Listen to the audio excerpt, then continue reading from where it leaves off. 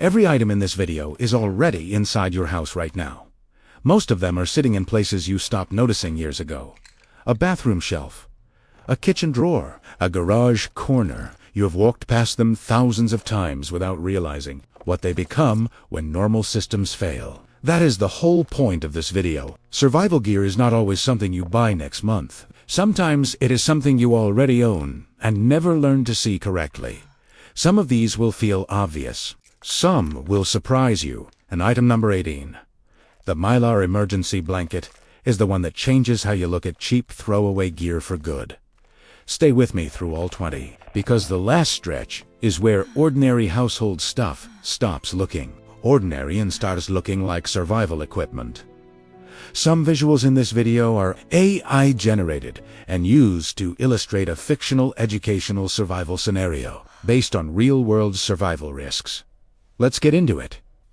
Number 1 is lip balm.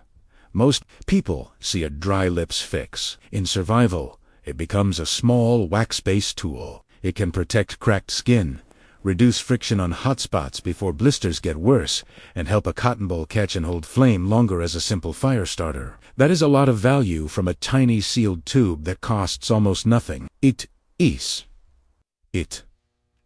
small, stable, easy to carry, and useful in cold, dry, windy conditions where skin damage and friction show up fast. The lesson is simple. A product that protects skin and supports fire earns its place. Number 2 is zip ties. These are not just for cables. They are fast repair tools. They can secure broken straps, hold loose gear in place, keep containers shut, fix dangling panels, and solve the kind of small failures that become big problems at the worst possible time. A good zip tie is cheap, strong, light, and fast. In survival, speed matters. You do not always need a beautiful repair. You need one that holds long enough to keep moving. Number 3 is reading glasses. If the lens is convex, it can focus sunlight. That gives you another route to ignition in strong direct sun. It is not quick, and it is not magic. You still need dry tinder, a steady end, and some patience. But it works. Even when it is not helping with fire, a spare pair still helps with map reading, splinter removal, small gear repair, and every other task that gets harder when you cannot see detail clearly. A simple object becomes more useful the moment you stop assigning it only one purpose. Number 4 is rubber bands. Most people think desk junk. In survival, they become grip, tension, and organization. Wrap them around smooth tool handles and wet hands slip less. Use them to secure lids, hold items together, create quick tension for a small repair, or stop loose gear from rattling itself. They weigh almost nothing, but they solve the kind of small, annoying failures that eat up time, attention, and patience. Number 5 is superglue. This one needs discipline. It is not magic, and it is not a replacement for medical care, but it can help with small, clean skin edge closure when nothing better exists. And it is excellent for field repairs on plastic, thread, cracked gear, and weak points that need reinforcement. The important line is this: controlled use, surface. Use, and no fantasy. People get into trouble when they hear that something can work and start treating it like it is the best option. It is not the best option. It is a backup option. That difference matters. Number 6 is crayons. A child's item. Until the lights go out, wax is fuel. The paper wrapper works like a wick. One crayon can burn longer than most people expect. And a full box becomes backup light in a form that stores easily and does not leak like a candle can. It is not your main light source. It is what you use when your main light fails and you still need something simple that works. That is why overlooked household items matter. They do not always replace real gear. Sometimes they simply keep the gap from becoming a crisis. Number 7 is nail polish. A tiny bottle with more utility than most people realize. It can seal frayed cord ends, mark gear, help waterproof tiny punctures in fabric as a temporary fix, and protect small exposed areas from moisture. It is not a heavy-duty repair system. It is a precision tool, and precision matters because survival is often lost through little failures, not dramatic ones. Number 8 is dental floss, not the mint. Destrin. Floss is thin, compact, and tougher than people think. It can tie, lash, secure, hang, and support quick fixes when normal cord is unavailable. It stores well, weighs almost nothing, and already lives in the house. That is the pattern you should start seeing by now. The line between normal and useful is often just understanding. Number 9 is your phone screen. Even dead, it is not always useless. A reflective screen can still flash sunlight for signaling, and before the battery dies, that same phone can hold maps, emergency notes, photos of documents, checklists, contact info, and location data. Most people think a dead phone means zero value. A prepared person sees a mirror, a memory bank, a tool that still has a job after the signal is gone. Number D is charcoal. Not activated charcoal from a medical kit. Regular charcoal from the grill in a rough layered filter. It can help improve odor, taste, and some contamination before you move to the step that really matters, which is proper boiling or proper treatment. That point is critical. It is not a magic purifier, but in a system, it becomes more than backyard fuel. Number 11 is pencil graphite. A pencil is not just for writing. Graphite also works as a dry lubricant. That means it can help with sticky locks, jammed zippers, and tight metal movement when oil is unavailable or when oil would make the problem worse. It is simple, cheap, and almost never treated like survival gear, which is exactly why it belongs. Here. Number 12 is a sanitary pad. This is where packaging hides real utility. A clean pad is absorbent, soft, individually wrapped, and useful as a temporary dressing layer when you need coverage and do not have enough standard supplies. It is not a trauma kit. It does not replace proper wound care, but it is clean, fast, and practical. Sometimes the useful object is the one people are too embarrassed to describe. Clearly, number 13 is WD-40. Most people know it for loosening parts, driving off moisture, and protecting metal. That already makes it valuable. Wet tools rust. Metal seizes. Small moving parts fail. This is not your first choice fire product, and it should not be treated like one. But as a maintenance item that helps keep important gear working, it earns its place. Survival is not only about water and fire. It is also about preventing your equipment from quietly failing. Number 14 is bleach. Everyone has heard that bleach can help treat water. Far fewer people remember that concentration matters, product type matters, and label instructions matter. This is exactly the kind of item that turns dangerous when people rely on memory instead of reading. The survival use is real. The casual dosing is the problem. If you keep bleach for emergency water treatment, the smart move is to write the correct instructions for that exact bottle before you ever need it. Preparedness is often less about owning the product and more about removing confusion before stress shows up. Number 15 is a non-lubricated condom.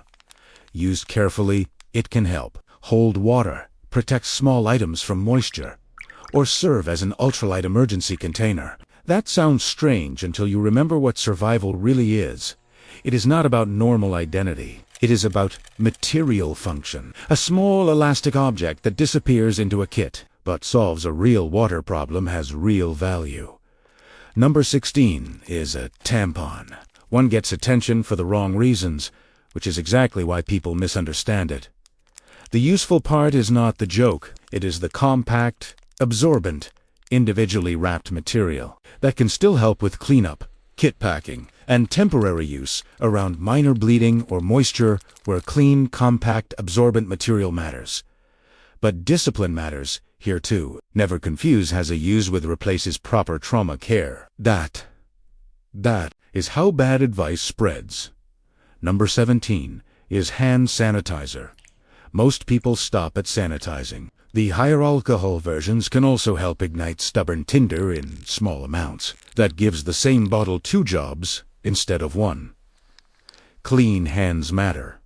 Fire matters. And dualies items matter even more when space is limited. Just remember the obvious danger. Alcohol flames can be hard to see, and careless use is how people burn themselves. Number 18 is the Mylar emergency blanket. This is the one most people already own. Without really understanding, people think it is just a thin, shiny sheet. It is more than that. It reflects radiant heat. Heat blocks wind. It helps trap warmth when used correctly.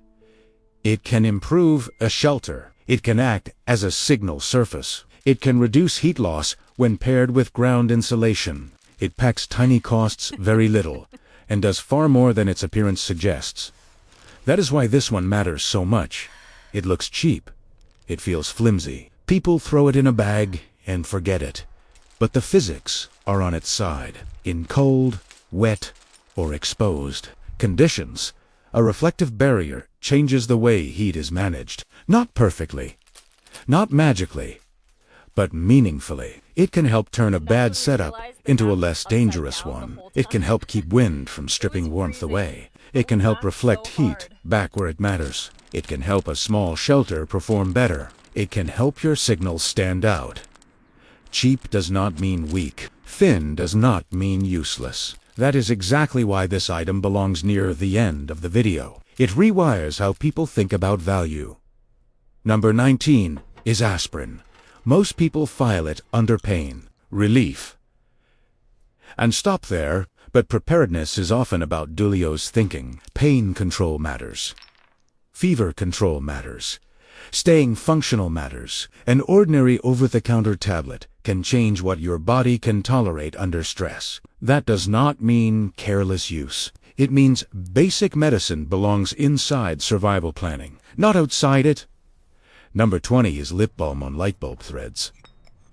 This one is not dramatic, which is exactly why people ignore it. A little wax on screw threads can help reduce sticking and corrosion later. In long outages, damp storage, salvage setups, and repeated equipment use, tiny maintenance habits become survival habits.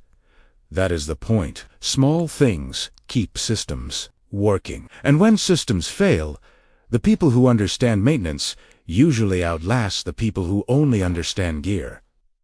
So let's lock the whole lesson in. Prepared people do not always own more. They usually understand more. That is what separates a useful house from a random house. Not the number of objects, the number of objects you understand.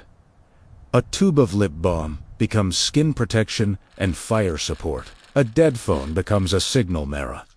A cheap emergency blanket becomes heat management. A box of crayons becomes backup light. A sanitary pad becomes clean, absorbent dressing material. A zip tie becomes a fast repair. Same object, different level of understanding. That is why this kind of knowledge matters before the emergency, not during Italiano, and there is one more lesson buried underneath all 20 items. Most people think preparedness starts at the store. A lot of the time, it starts in your own house.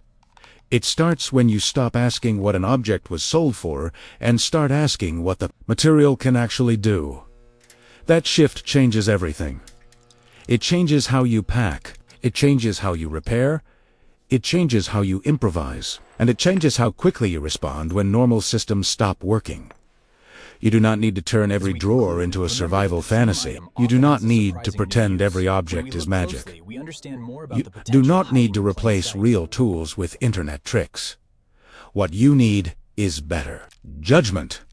You need to know which items are worth carrying, which ones are worth testing now, which ones are useful only as backups, which ones help with fire, which ones help with maintenance, which ones help with water, which ones help with signaling, which ones help you stay functional when stress is high and options are low. That is the real edge. Not more panic, not more gadgets, better understanding. So tell me in the comments, which one surprised you most? And what everyday object in your house do you think people are still underestimating? Stay sharp. Stay practical and start looking at ordinary things like they matter.